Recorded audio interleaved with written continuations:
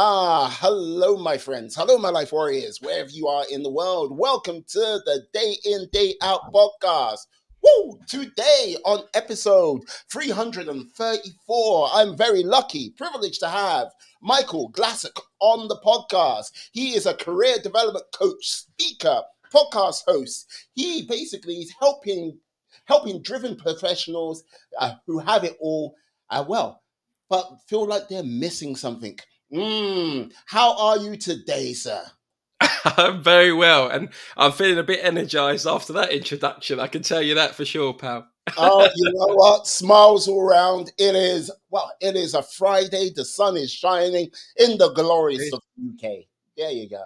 Absolutely. It's nice. It's nice to have a podcast with a fellow UK resident. You know, I've had a lot of podcasts from South Africa to America to Kenya. So yeah, it's nice to have a fellow Brit. What can I say? We're a rare breed. The best. There you go. Yeah, Michael, got to say thank you for coming on to the podcast today. I'm very curious about yourself and what you've been up to, because this is the thing. Now, you started your career gloriously in healthcare. How did you become a confidence coach? Yeah, absolutely. So again, thank you for having me, pal. I do appreciate it. And yeah, I suppose the story of how I got into coaching, it wasn't that I kind of woke up and had this magical dream, I suppose, that this is the route, or this is the golden path for me. For me, I kind of started, so my mum's Jamaican and my dad's from East London in Hackney. So I had a very much kind of a working class background. And for me, being, I suppose, a second generation immigrant, security and safety is quite important, I suppose. And that's a lot of what my mum and dad kind of cultivated in my early childhood. And I actually started targeting careers based on that. So I chased careers that were all about money and prestige, because in my early years, that's what gave you security and that's what gave you stability. And it does to a certain degree. And that's why I kind of went down the accounting and finance route. Very quickly realised that is not for me. I couldn't think of anything worse, and actually swapped to business management, because with hindsight, I do have a fascination with people and a curiosity of people. And from there, I suppose, did some various roles, did some financial administration, did an accounting role at an art gallery, actually, which was quite interesting. But finally, by luck, I suppose, fell into the NHS, into a graduate programme. And kind of the rest was history for a good 6-7 years. I absolutely love the NHS and what it stands for as an institution. I think it's one of the jewels we have in the UK. I'm sure it could have more money and be run better and all the rest of it, but that's another conversation. But for me, after that 6 or 7 years of progressing almost year on year, so I had a good salary for my age. I was, commanding quite interesting projects. Various things happen. So I could see the future ahead of me, which would be some sort of NHS director. But I could see, I was in lots of meetings using lots of flowery language and all, talking all this cool stuff. Flowery language, not in terms of swearing, as in intellectual language. I mean, but I assume you were swearing, but no, that's not one for me, mate. Not one for me. But not seeing the actual impact of the stuff we were discussing. So you get to a place where there's kind of various levels of bureaucracy. You're managing all these big projects, but I couldn't see what inherently I joined the NHS for was to help people. And as cringy or cliche as that might seem to people, that's something that is kind of stuck to my core values throughout my whole career and what I've enjoyed the most. Just to punctualize that point, most joy that I got from my career, early days in the NHS, was one-on-ones, one-on-one meetings with my staff. Whereas most people hate one-on-ones. Most managers can't stand them. Whereas that's the thing I actually used to look forward to. And my biggest achievement, I would say, is one of the people I managed who was in like an admin assistant, completely hated their job, didn't want to be there. And through our one-to-ones, we realised that actually they were interested in maybe nursing or some sort of clinical role, got them into a nursing apprenticeship. And now, they're now doing a nursing degree and have completely changed their career. They're doing something they love. And no matter how many numbers I went from red to green or, increased productivity, that was the thing that gave me the most joy. So that was a little bit of a sign. I didn't quite know it. Obviously, it's easy to look back in hindsight, but that was another sign. And then the big catalyst for me was, unfortunately or fortunately, depending how you look at it, my dad was diagnosed with Alzheimer's, and for those, I think most people are aware of that kind of disease, in terms of how it affects the mind, but affects the families around that individual.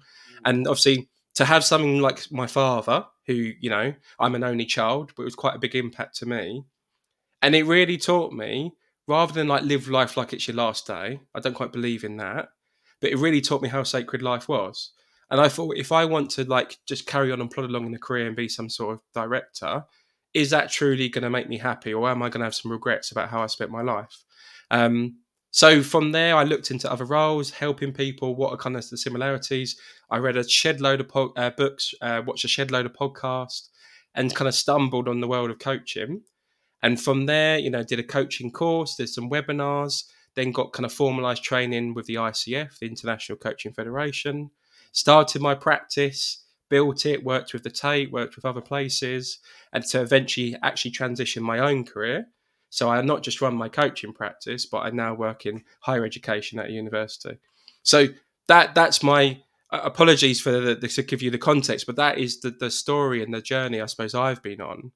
And I hope to use that and utilize that experience to actually help others in their journey and their careers as well. No, you raise up very sort of very interesting points, like, you know what I mean, the sort of clear line. I think a number of people would actually understand where you're coming from, because people every day like do jobs where they're kind of ticking the box and not really sort of like going, okay, let me do this. Or you get people which are not so much living a hedonistic lifestyle, but Yeah. they're kind of like, yeah, sod it all. Like, yeah, we can die tomorrow. But the rarest people are the ones which actually have found a purpose or that sort of guiding light forward. Like, Yeah. this is the thing. I don't know how many years it took you to get there, but if you were looking at sort of directorship, you're talking, okay, no, if you were being fast tracked, yeah, it still Yeah. takes a number of years to get there. Yeah. Huh? Yeah. How long were like before you went, okay, and like university NHS? How many years was that? So I was in the NHS for roughly 6 or 7 years. So I Uh-huh. started in a graduate program, as a grad year. Then came a team leader so managing operational colleagues, Mm. and kind of various different kind of clinical backgrounds. From there, then became a project manager for my initial organisation, and then from there became a project manager across my system. So there's various healthcare places across Essex, Mid and South Essex, where I reside.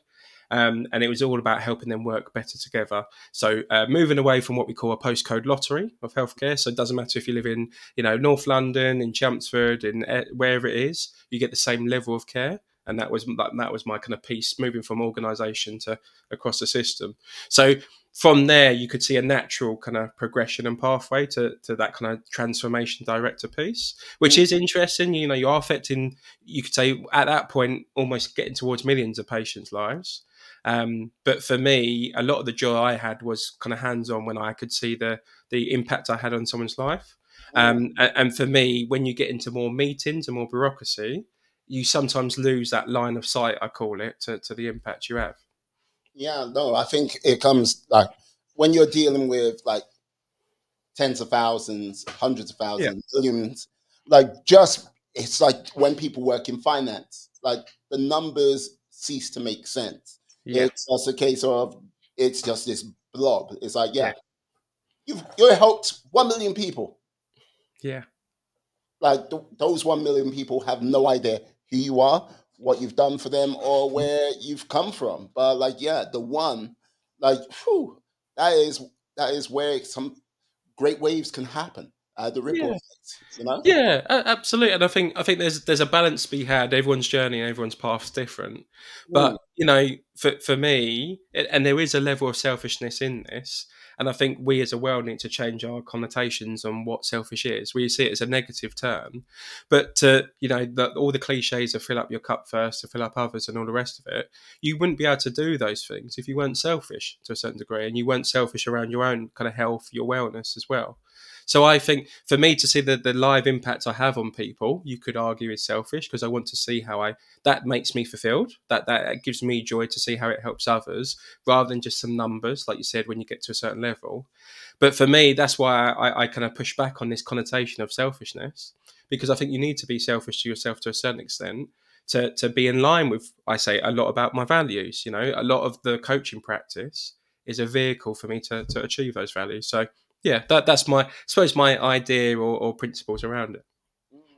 Like, this is the thing with, when you say selfish, I believe in like self-aware, being self-aware of who you are and what you can bring to the table. Too many people, well, like, this is the thing, you said it yourself with regards to like the sort of secure jobs you went for, like finance, bling bling bling. It's not a case of you were not being like, you were not self-aware of who you are and Yeah. what you could truly bring. You saw the Mm. big shiny thing, Yep. which we all see on a regular basis, and Yep. tally ho the way we go. But like, Yeah. when you get like self-aware, okay, I think it's a case of, you know who you are, you know what you can bring, and you know what sort of values and things you can help lift other people around you, you know? Absolutely, and it doesn't mean everybody needs to be a coach. That's I think you know, you can see how the coaching industry is absolutely booming, and I think that there's many reasons for why that's happening. But for me, like you said, it's a case of how can I commit or help something that's bigger than me. Mm. And I think that's why I still love the NHS and what it stands for, and why I stayed there for such a long period of time. You know, gone are the days of staying at an organisation for 5-10 years. So I actually, it was quite, I was a little bit, I suppose, different to stay there for such a long period, because it really did align with my values and I suppose how I could contribute to something, a wider purpose than me. And that stays true to my coaching practice now. Mm. Like, I have to ask, like, with your sort of like birth into coaching Yeah, and basically finding your new self-awareness, yeah. do you sometimes still surprise yourself with some things you like don't see? Absolutely. And anyone who says they don't is either lying or hasn't had that moment yet, I would say. For me, I suppose one of the core values that I hold is a value around lifelong learning. Hmm. And like, I have an insatiable appetite. I'm just so curious and I love to learn new things. And, there's a balance between actually taking action and not just learning that I'm experimenting myself with. But yeah, absolutely. I think the greatest visual is we're all like an onion, and we're just like peeling the layers off the onion, every year, every day. I'm getting heavy Shrek vibes about this. Let me ears on that, big lad. All right, Look, you know what I mean? I'm not going to go, yeah, hey, donkey. No, no, please.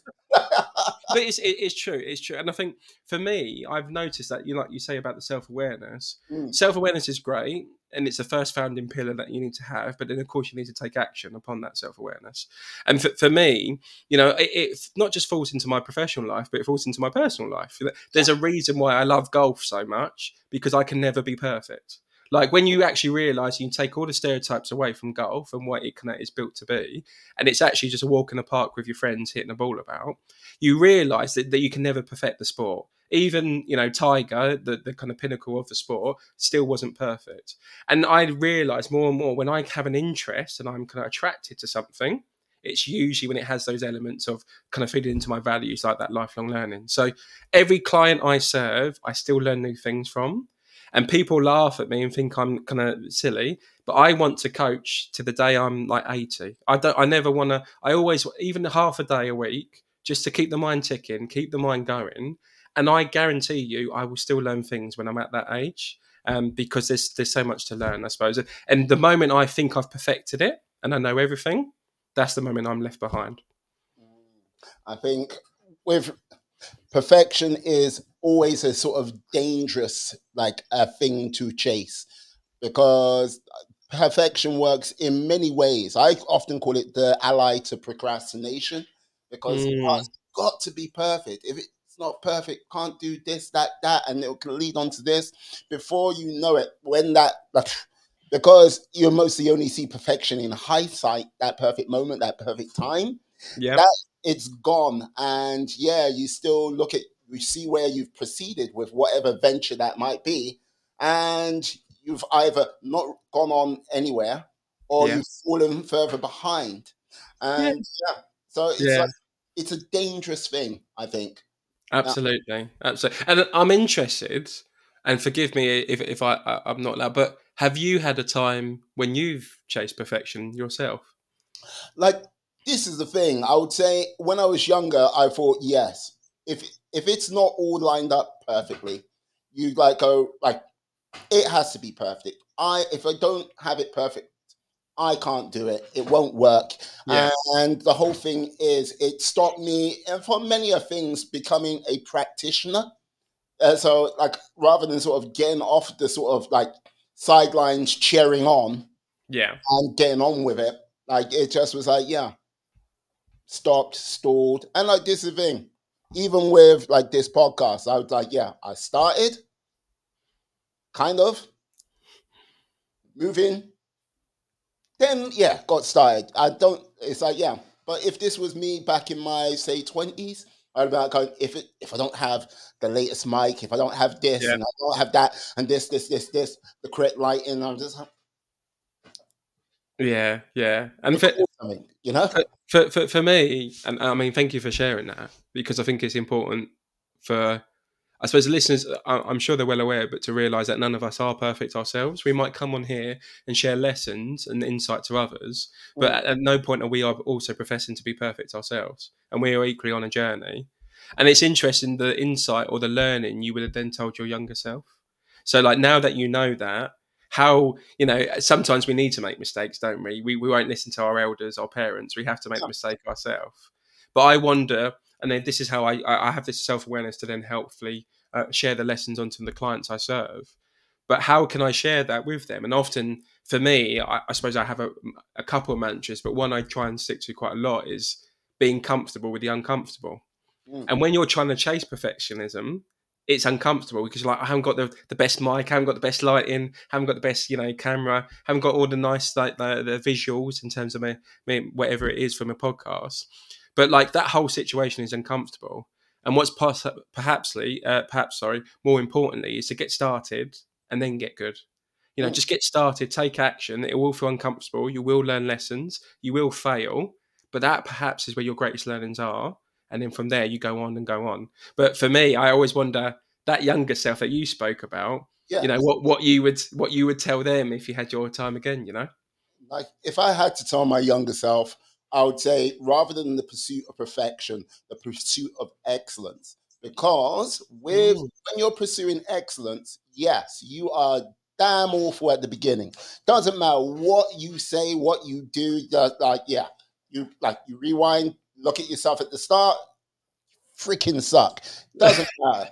Like then pursue excellence bit by bit, mm, day in, day out, plug in the podcast. I know it. But it's a case of when you're showing up each and every day, when you're putting that sort of practice in, when you're putting the work, effort behind it all, like, yeah, it could even be 10 days if you've put enough time behind it. You mm, know, look at yourself at day one. Oh, God, I really sucked. Look at yourself at day 10. I'm better. mhm. And like fast forward that by another like yeah, 10 months, a year, 2, 3, you're gonna be considerably better. But the pursuit Yeah, of excellence, I think, is everything. Uh, but yeah. But I I could love it. yeah. No, I love it. I love it. I just was going to say I agree. And I think often people will ask me like, "What's your one tip or one piece you would give to someone or whatever it might be?" Mm, And for me, it's along the lines of what you've just shared. And for me, it's an element of curiosity and an element of consistency. And it's aligning to exactly what you're saying about pursuing excellence. Because if I'm curious, I'm always curious, always wanting to say, how could this be better? Or how else could I do this? Or how else could I tackle this? I'm always kind of keeping my mind open, not thinking I've kind of conquered or perfected something. And then if I'm taking that consistent action, then I'm always going to be moving to a place of change or a place of improvement. And the one constant in this world is change. So if mm, I stand still, whether it's a month or 10 years, eventually I will be left behind. And I'm pursuing lifelong learning. So if I can be consistent and curious in my thinking, how I act, how I interact with my business, along those lines, I'm going to constantly evolve and constantly change and constantly innovate. And for me, if you could just keep that in anybody, and I think that's why you see more people, even in businesses, move into values-based recruitment. So yes, you need to have a certain level of competency, but Mm. what's your personality? What makes you tick?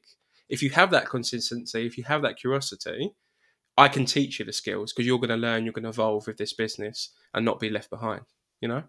Yeah, no, I hear you. I hear you. Like, what I'm curious about is, okay, how do you instill that into like someone to like sort of pick up the like, well, step up to the mantle and, you know what I mean, pursue their pathway of excellence, you know?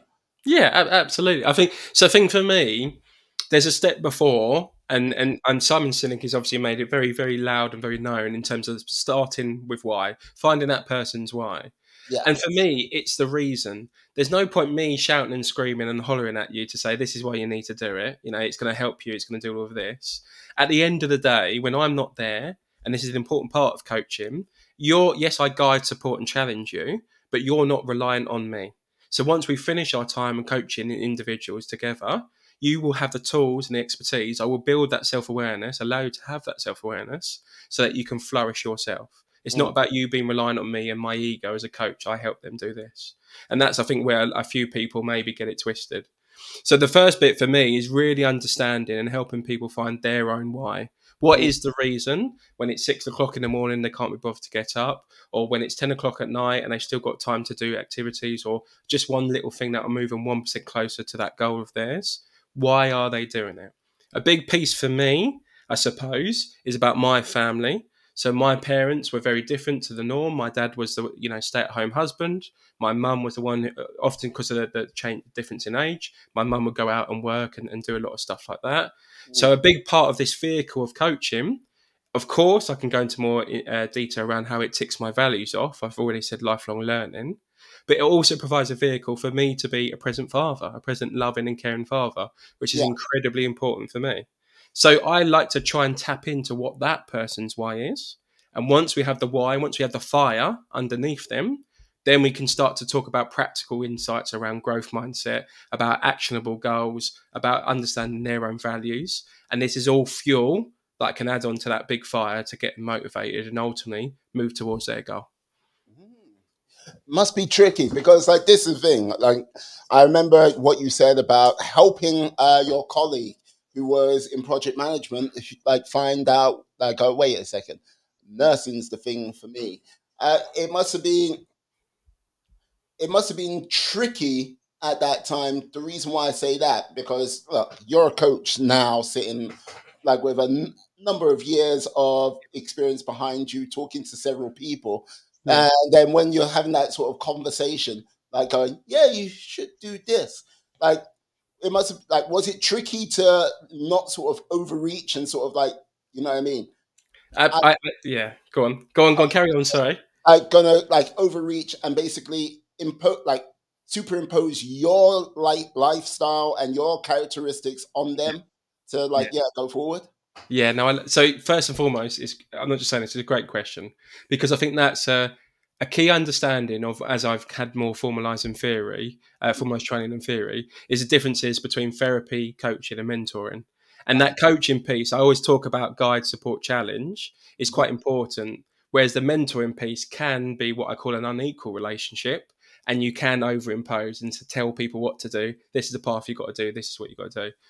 One of the reasons why I think I have enjoyed coaching so much, and this is the God's truth, is because I think I've embodied coaching principles before I even knew what coaching was.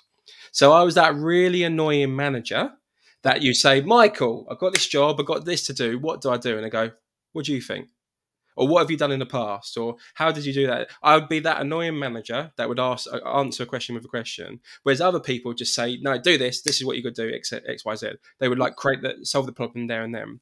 And what I realized within the first 3 to 6 months when I joined as a new team leader in that department, I looked amongst my colleagues and I was the least busy in that organization, in that team. Because the first 3 to 6 months, I was more busy because I was constantly having conversations. It wasn't 10-second conversations. I was having a minute conversation saying, what do you think? What did you try in the past? How did that work? Okay, cool. Okay, great. Off you go. But after doing that and empowering my team, they got to do what they do best, their jobs, and I didn't manage them for them. And I got to do what I did best, and that's look forward and do strategy and not be firefighting. So I think I've embodied a lot of coaching principles and coaching philosophy before I could then put the badge or the label of coaching on it. And that example that you gave me, that admin assistant who went into nursing, at one point did I ever mention you should do a nursing apprenticeship? I asked him what he found interesting in his current role, what he didn't like. So that's again another tip for people. It's as powerful as finding the things you don't like as the things you do like, because that can push you in a good direction. When I did my accounting internship and I hated it, I realised I'm never doing an accounting job again. And that cut off 20% of business roles for Yeah. me in that instant. So a lot of what I do was answering questions with questions and exploring things with people. And by doing that, of course, you need to challenge and need to guide occasionally, but that stops you from like going over your mark, I suppose, and saying you should do this, you need to do that, I would say. Yeah, I think it's very, how can I put it, very rare that people will go out and empower people, and also individuals empowering themselves, if you get Yeah. what I mean. Yeah. So like trying to get that spark going, like as you mentioned the spark, and like, yeah, putting fuel onto that spark. But like, yeah, basically get like that empowerment, then sticking an engine around it to sort of drive it in a direction. Like, Hmm. how do you sort of build those, get the components of that engine together, would you say? So it's quite a complex question there. So you've got several parts. So how do we help person in terms of their pathway and deciding what they want to do going forward? Is that what you're asking, or? Like, you know what, it could be like their pathway, not just career wise, maybe a Yeah. pathway in life, but yeah, Yeah. how finding their pathway. Let's like simplify it, you know? Yeah. Yeah. So find their pathway. So for the first and foremost, we've already talked about how I'm not telling people what to do. And I Hmm. think a lot of me, I suppose, my big thing that I always bang on about a lot is values for me, and I think they're not just something that we can like stick up on a board or it's pretty in rainbows. I think they're actually practical strategies that help us live our life and can give us a direction. So for me, very quickly, I suppose I've already covered how like coaching as a vehicle covers lifelong learning for me. The Mm. four values I hold is that fulfillment, Yeah. integrity, and for me that and freedom, of course, that those are the four things that are really important for me. Now, coaching, I can do in any physical premise in the world. Okay, so the freedom element for me, not being bound by physical constraints, and Yeah. by doing it for 10, 15, 20 years will allow me a level of financial freedom, which is important for me and my family. So that's the most important pillar for me. We've already covered lifelong learning. Fulfillment, I don't get Sunday scaries. All right. Sunday afternoon thinking, Christ, here we go, back into work. It's Monday tomorrow. So, why? My God, why? Why have you forsaken me on this day? Exactly. You verbalized the Sunday scaries well there.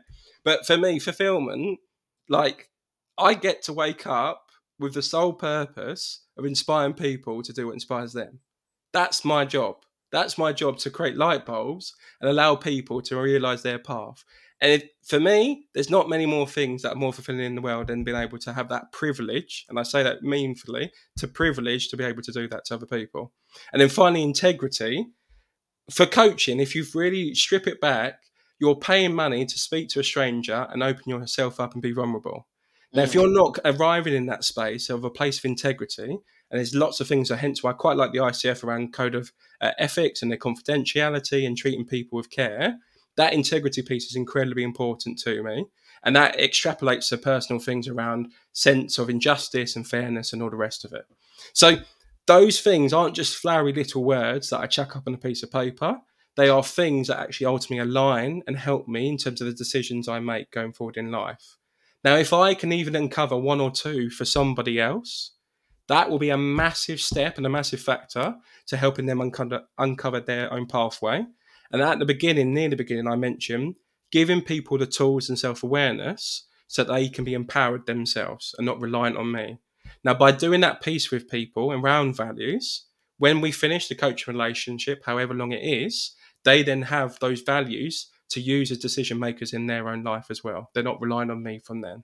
Now, of course, values change over life. They often don't change from day to day, month to month. But big life events, say like my dad with his Alzheimer's or other things, can change the course of our values. So it's important we don't just set and forget them, for 25 years. But that, for me, is a massive pillar to starting that uncovering other people's path, I would say. Interesting word there, pillar, because it for me, like what you just said, it's those sort of characteristics are kind of the pillars of like your character. And I think people seldomly know what the pillars of their character is. So like, and look, don't get me wrong, I am no psychologist, I'm no genius or anything like this, but character is sometimes one of the like fundamentals what gets us through our hardest times. The Yeah. weaker the pillars are, the more times we crumble. And look, I'm not saying, oh, like, what are you against therapy? No, if you need therapy, it can help build up those pillars. But I think many people in today's world, like, you know what I mean, don't know what their pillars are. And I'm gonna like speaking for myself, like, yeah, for the longest time, I wasn't aware of what those pillars were. Like for myself, until like there was some self-reflection, looking in that mirror of truth, where like the good, the bad, and goddamn the ugly. You get a better idea of what those pillars are. And if I could ask, and I appreciate you don't have to, but you may have it previously already, what would you say your pillars, your values, whatever semantics you want to use, what would you say yours are? Like with regards to my pillars, like yes, I do share the whole lifelong learning. Hence the reason why I've started up a podcast. Like yes, like basically building on one skill set, knowledge, like helping on that side of things. Health, fitness, that's another one, and yeah, learn like still trying to work this one out, but learning how I can be there for like yeah my family, my loved ones, and sort of how I can support that. Like Mm, trust me, 18-year-old, like 18-month baby in the house. There are days where I'm as useful as a chocolate teapot in a scenario. And yeah, basically being able to go, okay, look, at this moment in time, it's not me. And like, yeah. yeah, my little one, just like, I don't give a fuck. You're not her. It's like, deal with it, figure out how you can help the situation. And yeah, it means coming in and supporting in different ways.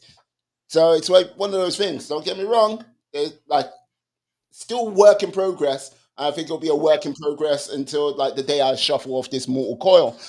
Even if you give me eternal life, I'd still be like going, yeah, trying to work it all out. Yeah. But yeah, those are some of them, and like yeah, I think they have sometimes different things etched into stone over the course of time.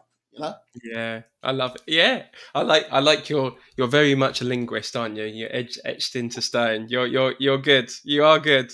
Oh, no, no, no, no. I am only as good as the people I work with. And today I am working with, yeah, how can I say? Uh, Genius? No, I won't go that far. I won't stoke your ego. But yes, a highly qualified gent. Yes, yes, we can see your swelling. And you're going like that. Well, I can't barely get them head on the screen, people. It's like, coming at you at 1080p. Boom. Yeah, thank goodness we're not 4K. Let's just Oh, say like, that. hey, you know what? Like, yeah, like if like one day I'm aiming to get it done. One day when I have my own studio and like inviting people along, yeah, I don't Yeah. like I'm like come in. We needed to like tear out the wall just to get him out. Yes, yes. Uh, I am a coaching god. I tell you, a coaching god. Oh. Well, I'm going to rely on you. I'm sure I've got a few others who would definitely hold me humble, no doubt. But I'll rely on you. If those words ever get uttered from my mouth, I want you knocking on my door and saying, "Excuse you, mate. Who do you think you are?" Yeah, come on now. It's like, look, you're an incredible coach, but calm down. You like just whispering, you're just a man. It's like, Absolutely, yeah, absolutely. but like this is the thing, man. Look, coaching is just one of the things in like your like skill based repertoire. Let's just say. Like, yeah. What made you become a podcaster? I've seen your first episode where it's you by yourself, and now you've got guests on. What drew you to podcasting? So, as you can tell, I like a chat. No, no, I haven't. Like, yeah, I'm just barely keeping my word, getting my words in there. Oh, So I really I think from it's probably obviously some things we build ourselves, but mm, especially for my parents, I think I mean we all know Jamaicans. They're bubbly, they're insatiable, they're lovely people, and even my dad, even coming from the East End, like there's such a massive tie to community, like mhm, which is probably one of the founders or pillars I would say that we've lost maybe perhaps in the modern society. But like I think they were always very much people like not pleasers but just people, you know, they just loved being around people and serving others. Mum was obviously from a Jamaican background, very Christian, very religious, and all the rest of it. So I mhm, think that love of speaking to people and that love of like just someone asked me the other day, they said, like, how do you talk in social situations? You're so good at like, you know, talking to people. And I just said, because I'm interested. Like it baffles me. Like I'm interested in what people have got to say. Like deeply curious, no matter who the person is, whether they're like a GP or they're a volunteer or, you know, whether it's in Calais or wherever I am, like whatever I'm doing, that individual will have something for me to learn from. It might be something to learn from not to do, and it mm, equally might be as learning something to do or something to embody. So for me, that love and curiosity of conversations, and then with coaching, as I said to you earlier, if you think about it as a bit of you know, if you kind of draw it back, you're paying a stranger to open yourself up and have vulnerable conversations with. Now it's a bit of a hard sell there. You know, what is this coaching stuff? So for me, obviously I know that the world is very much kind of quick interest, and there's a place for me to evolve my business and get more into clips and all the rest of it to attract people's eyeballs. mm, But the ultimate goal is to have people listen to podcasts like this and get to know who I am. No, you know, you can talk and talk, but there's only so long until you're found out into who you authentically are. And I want people to find that about me. I want people to find out my personality, my values, what I stand for, you know, the actions. Yes, I can speak, but my actions back up my words. And if people listen to that podcast and realize who I am and what I'm ultimately here to do, they will then feel more comfortable to then come to me and give me the privilege of then coaching them in terms of their path. So it's a big piece for me where it's one of those rare marketing activities that actually gives me energy and gives me joy, but then equally serves a very fundamental purpose of sharing who I am and attracting people to my practice. ah. Would you like, because this is the thing, you could like okay, I could do a book, like, yeah, and put that out in the world, but Yeah, it's one of those things, like books, as important as they are, I sometimes feel like they are a little bit too static, to sort of it's not so much the give and take, well, not the give and take, the back and forth, yeah, which can help people. It's just like you gather some information, you just throw it out there into the world, not yeah, really knowing how it's going to affect people, what's going to be their sort of driving motivation, everything like this. I would yeah, imagine with your podcast, and like I don't know where you might take your podcast in the future. It might be a very live, interactive show where you're getting feedback and like comments from like, yeah, the public at large. Who knows? But I think that there's a little bit more like back and forth with you and the guests yeah. and like you and the public. Yeah, absolutely. And I think that I no doubt I have plans already, have one scheduled to do more solo episodes.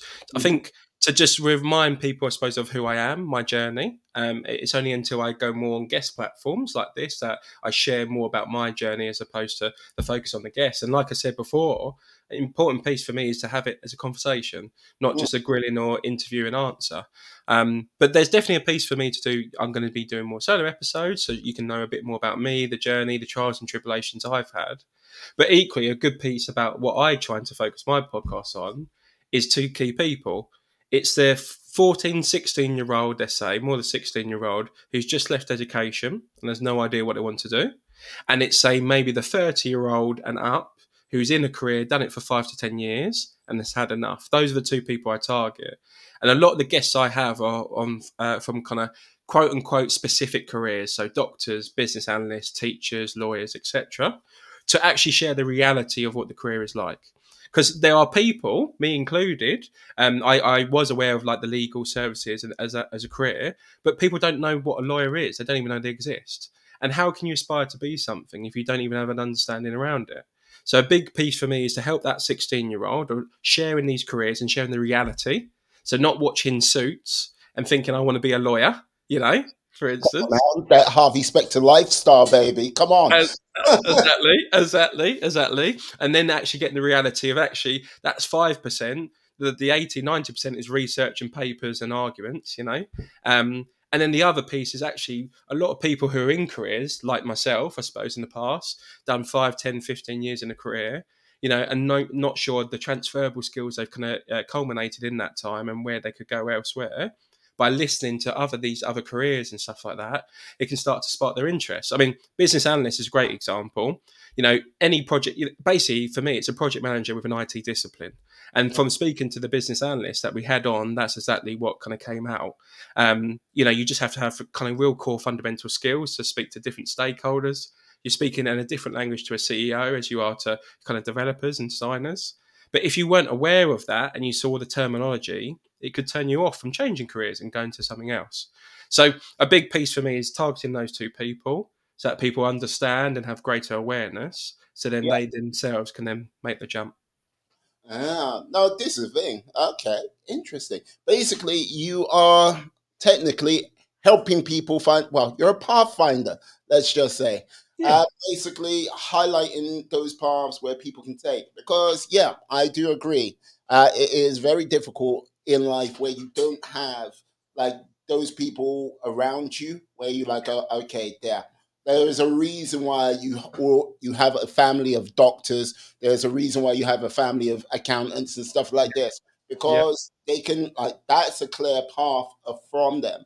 And I Yeah. would say, okay, for your sort of inner city teen to your sort of seaside teen who, like, okay, might be in a poor background and, like, trust me, like, in the cities, and like if you're living on the sea, there isn't sometimes not a lot of options out there. If they don't see a pathway out of it, they will, like, find themselves in that Yeah. same position, like the generation before them and the generation before that. It's not Yeah. like some places where there's like a factory just waiting down the road. You know what I mean? And Yeah. that's the easiest path, which will most probably be my father. Like back in the day, my father worked down pit, so I worked down pit, and like his father and father worked down pit, and it just, you know what I mean. But yeah, I Yeah. like it. I like it. So Absolutely. yeah, interesting. Now I have to ask, like, with regards to like where you would like your sort of journey to go over the next few years, like what sort of like path would you like to go on? That's a great question. I'm almost glad you asked this question because it would just be interesting, say in 3 years, to listen back to this podcast just to see what's happened and where the two journeys lie. I suppose for me, there's a key piece around. So I do this. I do a lot of support around universities and helping grads and postgrads to help with their careers and their decisions. And I also run my coaching practice. There's a big part for me to kind of grow the coaching practice and to have this as a space where I do this on a more consistent basis because it is the thing that gives me the most energy that I've found in my kind of tenure in terms of my career. And there's a big piece for me, I suppose, to a bit like what you said, for me to. I think the podcast will be something that kind of stays with me for life. I hope, whether it's speaking or podcast, that element, I suppose, it is really kind of important to me to spreading a message and spreading free insight to the masses. There's always going to be people that I want to support one on one because there's the whole, inch wide, mile deep. So like serving people at a real transformational level. So I don't coach people just for 1 or 2 sessions. I don't want to just do transactional coaching. I want to actually fundamentally change someone at their core. So once we finish, they don't revert back to the norm and they then are empowered to kind of make the change. But I can't do that with everybody. There's only so much change like me as a one man band can do. So I think the podcast is an amazing way to help people take that initial leap and take those steps at a wide level. There's a piece for me is where's my beautiful wife that she was a teacher for 7 years, head of RE and ethics. She's now transitioned her role, which is interesting as well. She's also she's done a yoga teacher training, and she's going much more into a wellness place. I can Nice. see a place where we can hybrid together, and have that beautiful family element where we are both present parents, but equally create a nurturing environment, not just for our children. The amount of learning I'm going to have, the amount of learning she's going to have. Just think about the insight I can pass down to my children. It excites me, but then equally creating a cultivating environment for others. And for me, when I look at my parents, and people ask me who my role models are, I say my parents within an instant, because it's not just the words they said to me, it's the actions they took. Mm. And I can then be able to look my child, touch wood, in the eye and say, it's not just what daddy said, look what daddy done. And then that really will then inspire my children to go on and also continue to spread my family name and spread that message. So that's not a detail of exactly what job or exactly what personal client I might serve. But for me, that's a feeling and emotion that I'm chasing and hoping to cultivate, I'd say. Fantastic, fantastic. Because this is the thing. I think it's the reason why I often ask people where they would like their journey to take them. And at the beginning I used to go, yeah, what goals would you like to have? And the whole thing is goals, and there's a thing called championship syndrome, gold medal syndrome. Yeah. Yeah, you hit the top or you make your goal happen, and all of that drive, the thing what was getting you up, the thing what gave you purpose day after day, then you're I've achieved it. Okay, you don't find that motivation, you don't find it. And look, many a champion, many a gold medalist oh yeah, I fell into this realm of depression. You go, why? Yeah. Because everything was for that moment. All that hunger, all that drive is now satiated. Yeah. And Yeah. you can't lie to yourself, you can't trick yourself No. yeah, there's more to go for, because you can see there, you pick up a news headline, you see the medal, you go, right, you've done it. And Yeah. I think anyone who's got a journey mindset, or if you mentioned Simon Sinek a moment ago, an infinite game mindset, Yeah. they will often they achieve one thing, yeah, I'm playing the infinite game, and they back the next day. Tick, Yeah. tick, tick, tick, tick, tick. By the time it's all gone down, and they look back at their lives, and if you had two clones, one with the gold set and one with the journey and the infinite mindset, there will be a considerable gap, a gulf between them. I was watching a YouTube video where it compared Usain Bolt and Mbappe Yeah. running speed. And they're yeah. They were, yeah, Usain Bolt, blah, blah, blah. And it was yeah, Mbappe, 10 point, 0.9 seconds. And it Hmm. was you go, that's not a lot. It was just a second. And to be absolutely honest, when you did a freeze take, this guy was brilliant. I can't remember the YouTube, but I was it was a brilliant video. But from first to where Mbappe's quote unquote running position would be, it was, you would not even on the wide frame would not be able to see where Mbappe is. And I Mm. think that's what sometimes is the difference between a champion mindset and a journey and an infinite game mindset. Yeah. Yeah. Absolutely. I think that again another mantra. I think this is by Naval Ravikant. So that's a book. Almanac of Naval Ravikant. I strongly suggest you read that. Given what you shared today, I think that one would interest you. But he talks about long term games with long term people. So Ah, exactly what you said. The goal of the game is to keep the game going. mm, That's the goal. And I think, like you said, there's two ways to combat that kind of gold medal mindset. Is it a goal and then you review your goals kind of often, so you move the goalposts? But yeah. then, is that really going to trick you, or is it being, I suppose, strategic with the goal that you set? And for me, it's that infinite goal. That the goal of the game is to keep it going. I think I look at my board. I've got a little whiteboard just above me with kind of things I put. Um, And like the goal of life is to learn, hence why I'm running a business. That's just one of the lines I put, because for me, running a business provides far more opportunity to learn in terms of my remit and what I'm doing rather than an employee.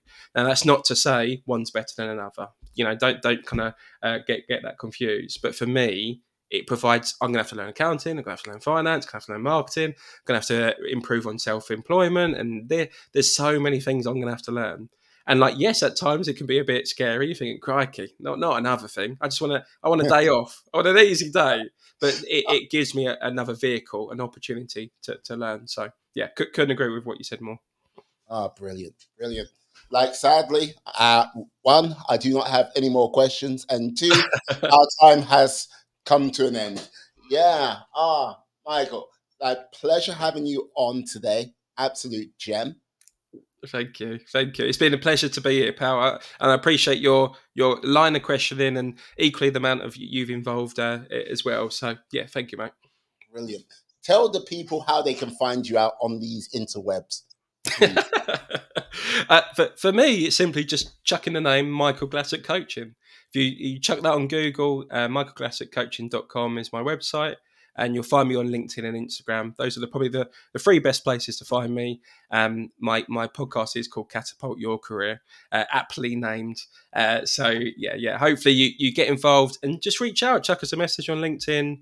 I'm always happy to help people, whether they're embarking on their own coaching journey or equally they're looking for coaching themselves. So yeah, appreciate the time and thank you. No problem. Fine, Michael. Go out there, sign up to his courses. I don't know if he has courses, but yeah, like, sign up for his coaching. Like, sign up to his podcast. Just sign up, even to mine as well. I need support as well. But that's another story. But yeah, let me just say thank you to you, my friends, my life warriors, for sticking with us all the way to the end. Please stay well, stay safe, be awesome, be excellent, be fantastic, be all the positive bees you can be in this world, and then some. Have a great day, guys. Yes. Peace. Oh yeah, and we are out.